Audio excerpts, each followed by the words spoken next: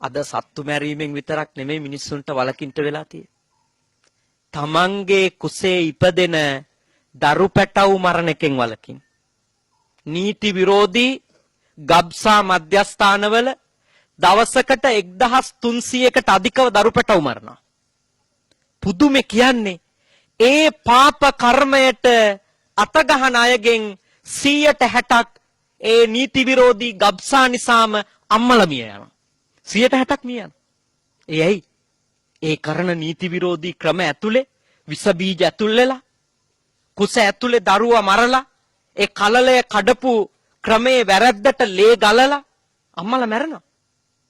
ඒ ප්‍රාණඝාත අකුසල දරු පැටියෙක් මරනවා කියන එක මිනිස් ජීවිතයක් නැති කරනවා කියන එක මොන තරම් අපරාධයක්. සිංහල බෞද්ධ අය මේ ගැන බොහොම කල්පනාකාරී වෙන්න ඕනි. දැන් මුස්ලිම් පින්වතුන්ලා ඒ පව කරන්නේ නැහැ. ඒක මම කියන්න ඕනේ. ඒ ඇත්තෝ ඒ ආගමට අනුව දරුවෝ මැරීම සම්පූර්ණ ප්‍රතික්ෂේප කරලා දරුවෝ වැඩිපුර බිහි කිරීම භාග්‍යයක් ලෙස සලකනවා. කතෝලික ඇත්තොත් සාතිශය බහුතරයක් එහෙමයි.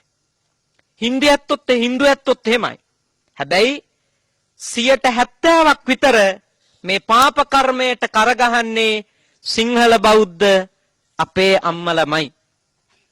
හැබැයි අපරාධ කියන්න බෑ ලංකාවේ සිංහල බෞද්ධයන්ගේ සල්ලි වලින් ඉගෙන ගත්ත දොස්තරලත් අපේ අම්මා කෙනෙකුට ළමයි දෙන්නෙක් හැදෙනකොට දොස්තරට බලන් ඉන්න බෑ. තුන්වෙනි දරුවා හදන්න කලින් බනිනවා අම්මට. නර්ස්ලා බයිනවා. ඒයි ඒගොල්ලන්ට හරි සතුටුයි සිංහල ජාතියත් එක්කම නැති වෙලා යනකොට. හරි සතුටුයි. දරු පැටව් මරන්ට අත ගහන දොස්තරලටත් යන අපාය ස්ථිරවම ලියවිලා තියෙනවා ඒගොල්ලොන්ගේ විඥානේ. දරුවෝ මරලා පව් කරගෙන. ඒ නිසා තේරුම් ගන්නට මේ පාප කර්මවලට ඔබ කවදාකවත් අත ගහන්න එපා. පාපි දේවල් ඒවා. ඒ කර්ම